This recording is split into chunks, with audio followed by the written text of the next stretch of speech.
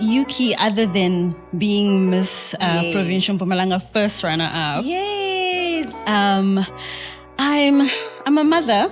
Because of all of those characteristics within me, I think that's the reason why I went into psychology and counseling. I would love to help others, especially the younger kids. Back in the days, I think primary, I was a part of pageants. Yes. And from there, I knew how much power pageants hold. For the past 2 years, I've gone through so much. It's been chaotic for me. And I thought, let me join something that will keep me busy. I've seen you physically showing up, and I'm so proud of you for doing that.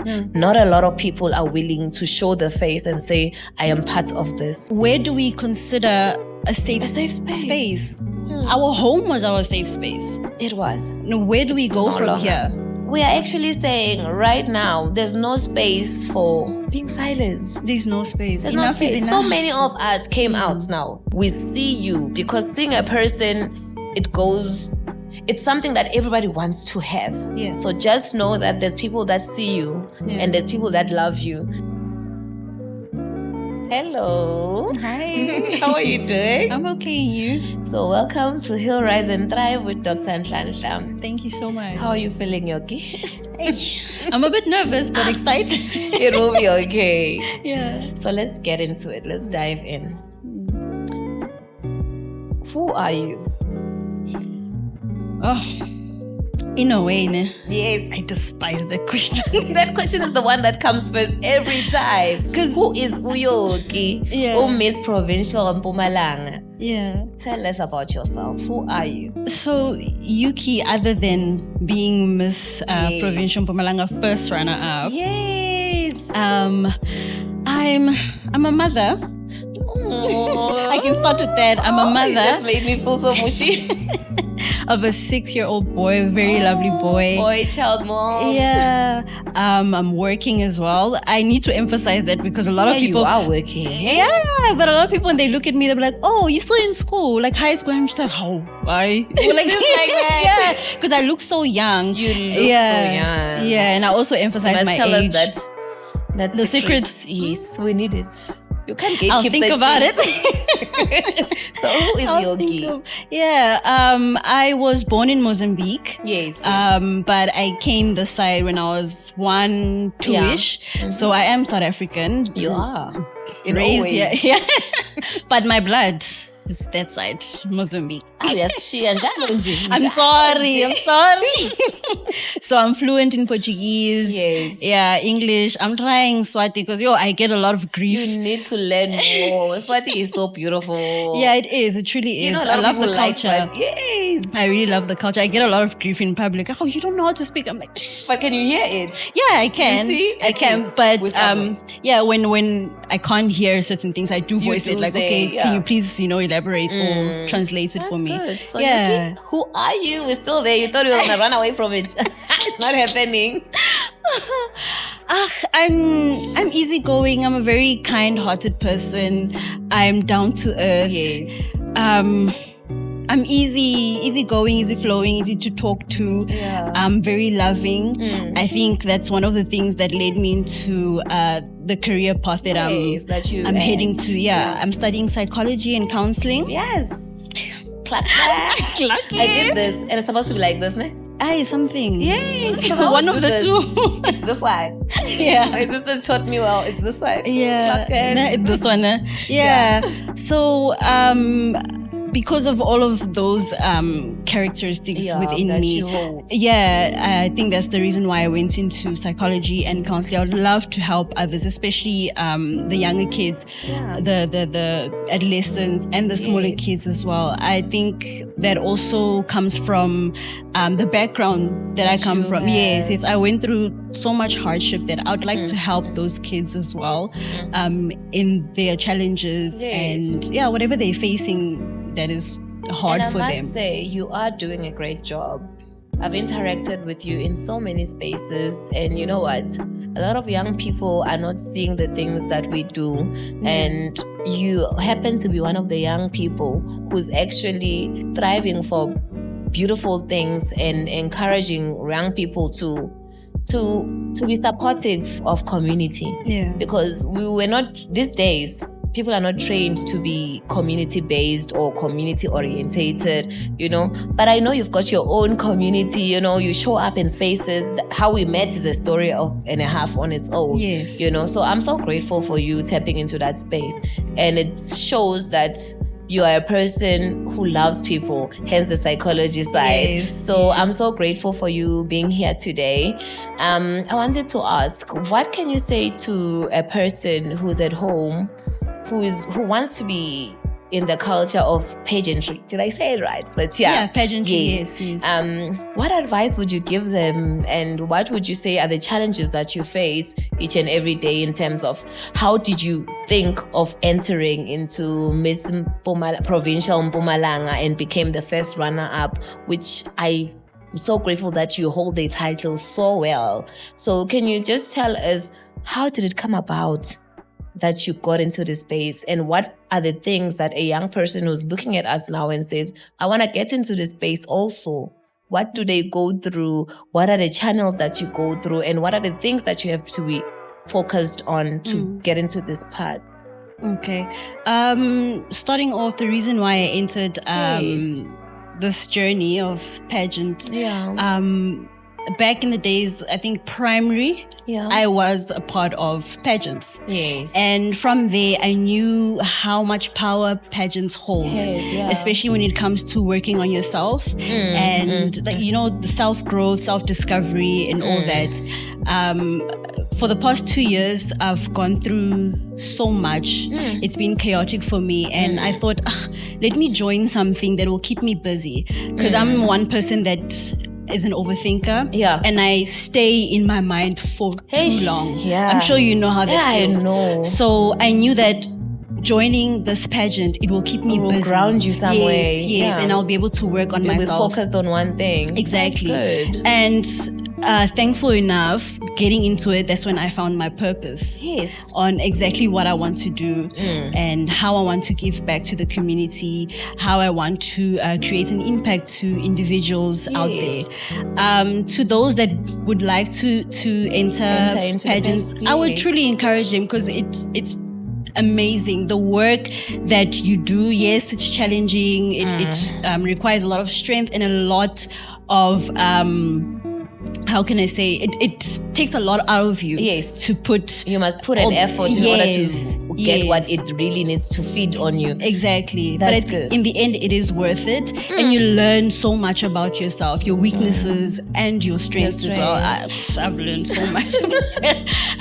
Strengths that I didn't even know I possessed. And then the weaknesses as well, which we need to not shy away from our weaknesses. Exactly. So I would encourage those to join pageants, especially if you want to work on yourself and find your purpose.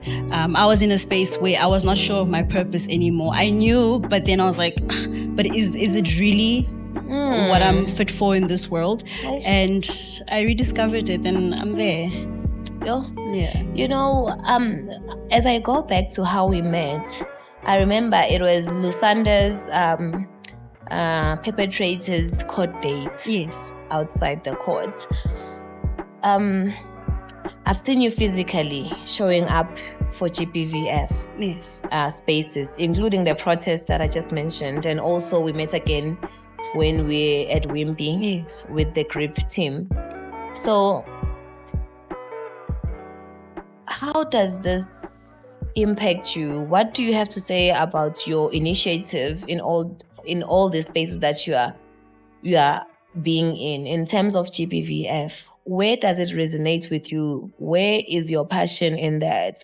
Like being there for the girl child or even the boy child, who knows, being in a space where you are showing support to others. Us in medical space, we were taught not to protest, not to stand for anything. But, with the G20 that was here, we saw that every profession can be in unity in order to come in a space where we are united as a community, as the whole South Africa, because this thing showed our unity.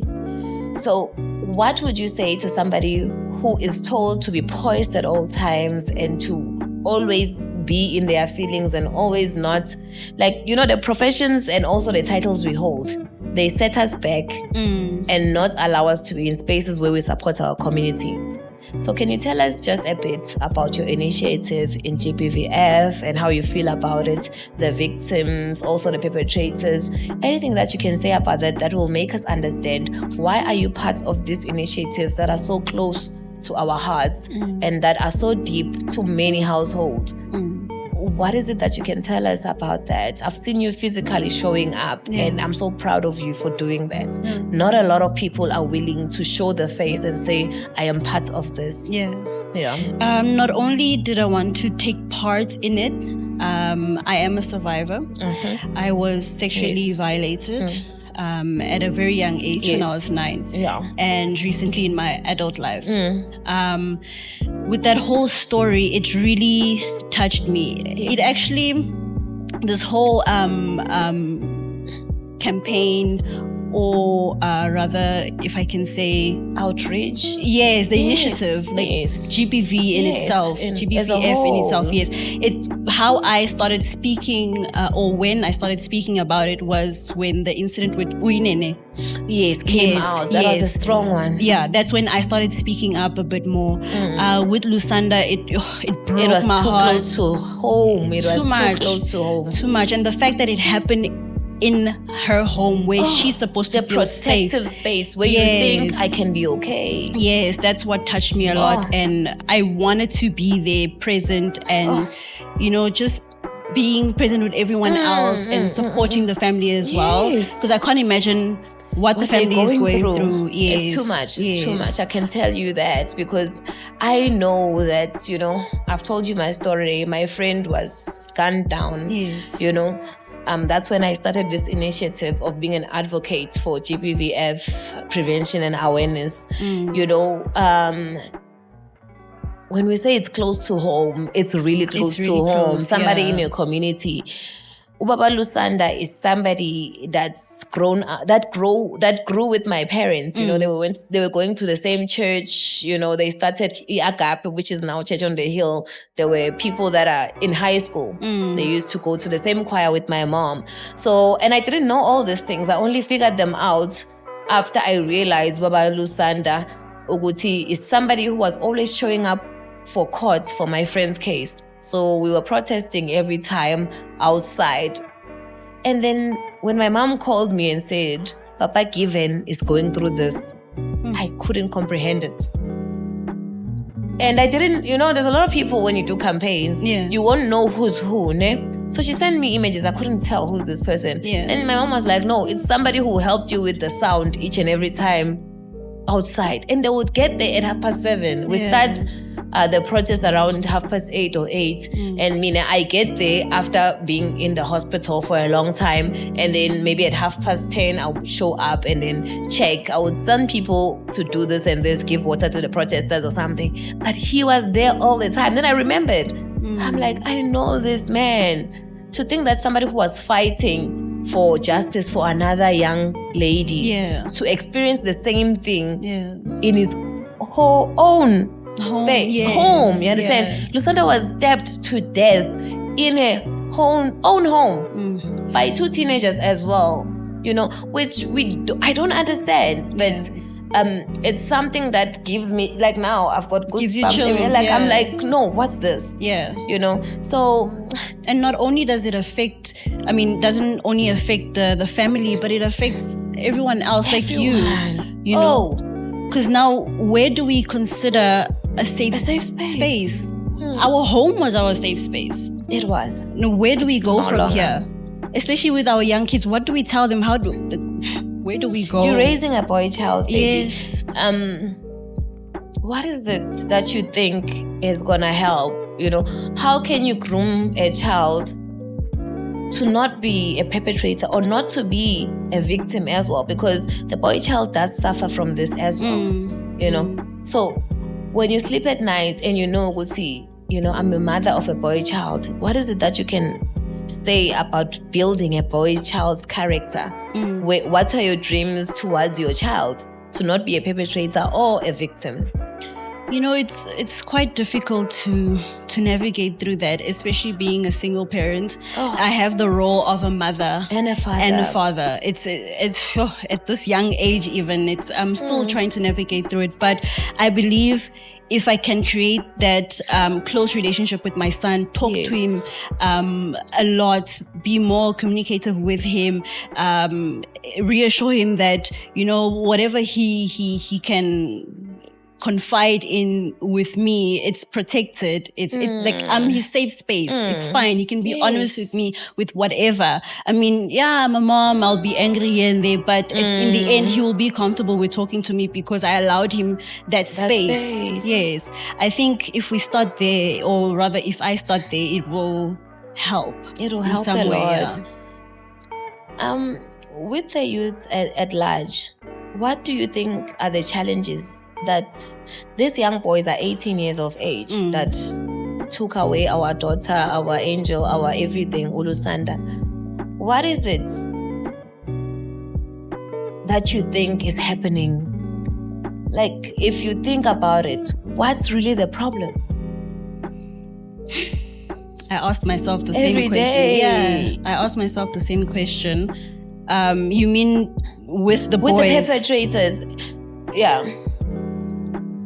I truly think it's the people you choose to be in your circle. Because it was two of them. Yeah. The one was the boyfriend, and the one was just a friend. Why was the friend just watching?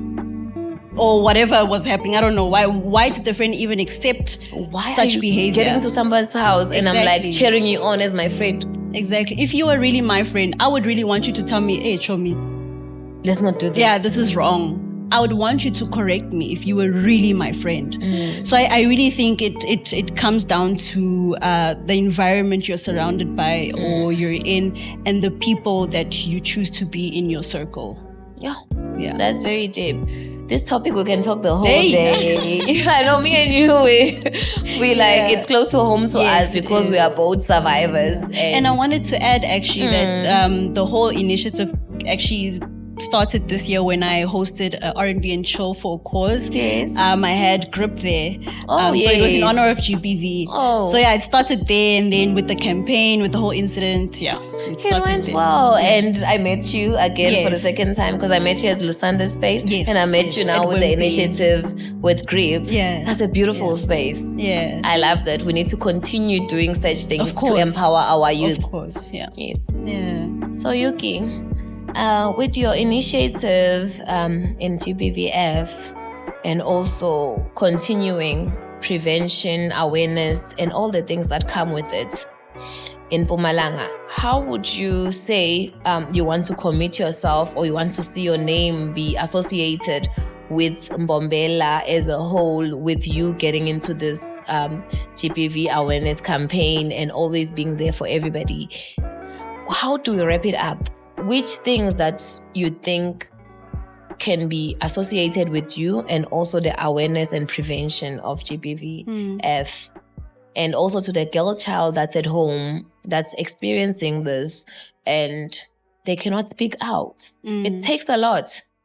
I've went through campaigns where I've spoken about my friend's GBVF problem situation that we have, where we're going to court every time.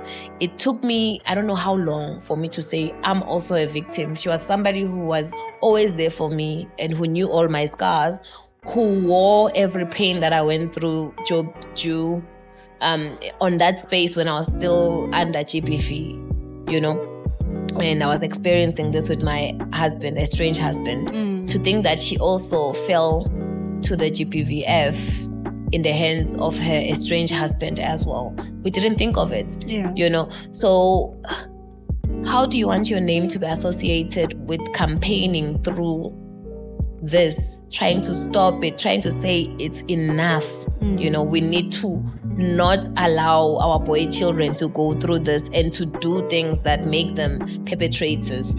For girls to stand up tall and say, not on my watch. Not me. For a boy child who's LGBTQAI, we don't leave them out. What is it that you want to be associated with you that can say, you know, Yuki knows ukuthi, yes, she went through this. Yes, it's an ongoing thing. She's meeting people that she loves, that are close to her heart, and they've gone through the same thing. And now, she is still healing through her own scars. But now she needs to carry other people around her that are experiencing the thing that is happening with GBVF. What is it that you want the world to know about it? Like, you can say everything, because I've talked now a lot. Yeah. Because it actually says how much I feel about this topic. Yeah. It's every angle that you can go to. Can you just tell us, go through every angle that you can? Okay, let me answer it like this. Whenever people get to know me or hear of me, I want them to remember that Yuki used her voice. She stood firm and she used her voice. She spoke on her story. And yes, it makes me vulnerable. Yes. But vulnerability, I want people to remember that vulnerability is not weakness. It's strength. It's strength. The fact that you can get up and talk about your story, it takes so much strength to actually be like, listen, I'm opening up and I'm telling you that I went through 1, 2, and 3 to relive all that trauma. It's painful. It's difficult. And to do that, I think I really want people to just be like, yo, I have hope. I can also do it. Yes, if she could do it, I can have do to it. Be silent. Yes. Yo, we say hashtag say her name. We just did the initiative of everybody putting everything purple. You know, we are actually saying right now, there's no space for being silent. There's no space. There's no space. So many of us came out now, you know. It's a bittersweet space when you come out, because you get people that have to feel, you feel like, no, people are thinking of me and saying bad things and things like that. But we are done with those days. Yeah. Our generation is shaping this world to a space where we need to speak out. Yeah, we want the stigma to lessen now. Yes. We want that safe space to be able to talk about it. I mean, the initiative with GRIP at Wimpy, it was so powerful because I was really amazed how women could come together. It was so beautiful. And be so open about it. I mean, I feel that sometimes it's also difficult to talk on a woman-to-woman base. Yes. Because of the judgment. We're not there for each other. Yes. Or lack of being there for you, not knowing what to say in that moment. So the fact that we could get together on that day and be so open and vulnerable with each other, I feel that the more that can happen, the less stigma, you know. Yeah, because nobody shies away from it. If everybody that's been through it, we are saying it. Yeah. You know? Yeah. I get you. So finally, what does healing, rising and thriving mean to you in the content of justice in womanhood and also in community? What does it say for you? Like healing for a girl child, boy child, rising up and also thriving in the space that you are in. What does it mean to you? In this context, it's taking back my power. Yes. Taking back my power, my dignity, my respect, and my value. Yes. Because the moment, in my case, you know what happened to me? Baby, the moment that happens, you took all that away from me. And I think with how I'm going about things, standing up, standing firm, you have speaking a up. voice. Yes, I'm taking my power back. You took it back. Yeah, that's how I see it. Although healing is very linear, it's not easy. It's not you go through stage 1, then stage 2. You can go from stage 1 to stage 5, then back or whatever, to 1. And back to 1 again the next day. Exactly. But it requires a lot of patience. That's one thing I've learned with my healing journey. It requires a lot of patience, resilience as well. You know, Yuki, I'm so proud of what you are doing, and I'm so proud that you looked at yourself and you said, I'm going through something. Yeah. So what is it that can help me to conquer or become the better version of me? You took that power. You just said it. You said you took this initiative of being part of Miss Provincial Mpumalanga to be a journey where you try and look for healing and also growth in yourself as a young woman in this space. That's a good space. You know, so that's a coping mechanism that's healthy for everybody to say, I can use this coping mechanism and also thrive and also help others in the community. Yo, we spoke so much. It's so deep. I held back my tears a number of times. You're a strong woman. I would like to believe so. You are. No. At times I feel like so you weak. You are a strong woman. And here at Heal, Rise and Thrive with Dr. Nhlanhla, we want to say we applaud you. Thank you. We see you, because seeing a person, it's something that everybody wants to have. Yeah. So just know that there's people that see you, and there's people that love you, and there's people who are willing to go all the way with you and support you as a young lady in Mpumalanga and the whole of South Africa, and branching off to Swaziland or everywhere, Maputo, everywhere, you know. So we are so grateful that you joined us today, and you spoke so well, and I can speak a million times about you. But so let's go to the icebreaker, because before the tissues come out, we're not about to do this thing. So we're gonna go to our game. It's called Quick Fire Round. Okay. Yuki, what would you choose? This one for you, it's gonna be but okay, this one, it's like, okay, I know what you're gonna choose. So courage or silence? Courage. Obviously, we're not trying to be quiet. Why must it be quiet? Why is somebody putting a zip on me? No ways. Okay. Also this one. Justice or fear? And just think about it a bit, because I think you need to expand on this. Justice or fear? Remember we talk about speaking out. Remember when you go to the police station, what happens? Yeah, that whole procedure. That one. So let's do this in that sense. Justice or fear? And explain the fear and justice. You see this one, I don't want to pick. But I will elaborate on both sides. Great. Justice, no? It's good. But it's scary at the same time. I myself was in that position this year. Like I had to decide, do I report this or do I deal with it? Just keep quiet. Yeah, by myself. I know now it contradicts the first part. Yeah, I know. But I think it's with everything that I've been through this year, I was just like, I don't want drama. I just want peace. This is going to cause a lot of noise. Now I'm need to wake up early in the morning and go to court. Now people must understand that I opened the case for somebody. Yeah, but I wasn't entirely silent. I did speak to my psychologist. Which is good. I'm very big on therapy. I'm very big on beautiful therapy. Space, yes. So I did open up to her about that. So I wasn't entirely silent. Yeah, you're not that closed up. Yeah. But the justice part, I'm still... If you think of South Africa, the justice system that we have. Yeah. Now with fear, I feel like fear will always be there. And it takes a lot of strength to get out of that. Yeah, that's true.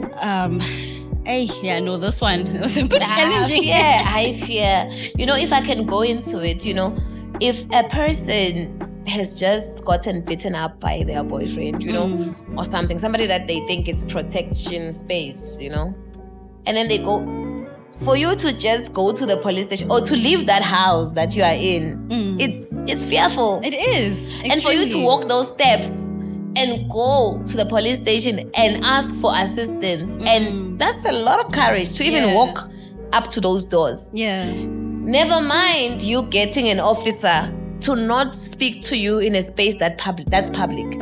Because you remember, these police officers, they're used to these things. Yeah. So they don't have sensitivity in them. They don't. You know, yeah. they'll just want you to blab around, and there's people waiting in the queue to say this, to say something else. Maybe they're coming for certifying files, whatever. Somebody will hear your story. So that fear of everybody knowing what you're going through, it's a real thing. And them not being sensitive about it doesn't help us. Yes. We need to feel that, okay, I'm safe here.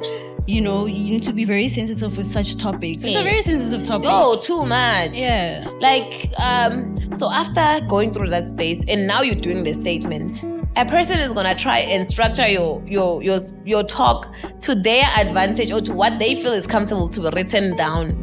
And that time, you are trying to share what exactly happened to you. And after that, there's still you going to the hospital. Yeah. To have to do a J88 and be vulnerable in somebody that you don't know.